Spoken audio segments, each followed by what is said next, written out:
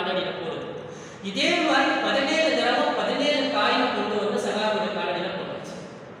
நம்மளுக்கு பாதியில் ஏதாவது கிடந்துச்சுன்னா எவ்வளோ சந்தோஷப்படுறோம், ஏதாவது கிடைக்குது அப்படின்னு பாருங்க. அந்த சகாபியுடைய ஈமான் அல்லாஹ் தஆலா துனியாவுடைய தேவைகளை பூர்த்தி செஞ்சு கொடுத்தான்.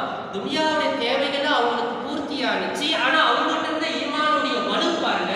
அந்த சகாபிய அந்த காயின்ல இருந்து 17 காயினை எடுத்து ஒரு துணியில சுத்தி மஸ்ஜிது நபவியில நபி ஸல்லல்லாஹு அவங்களுக்கு முன்னாடி கொண்டு வந்து வச்சு ரசூலுல்லாஹ்ட்ட ஃபத்வா கேட்கிறாங்க. ரசூலுல்லாஹ் என்னுடைய உழைப்பு இல்லாம கீழே எனக்கு எலி கொண்டு வந்து என் காலடியில போட்டிருக்குது, இதை நான் பயன்படுத்துவது எனக்கு ஹலாலா ஹராமான்னு சொல்லுங்கன்னு சொல்லி ஃபத்வா கேட்கிறாங்க.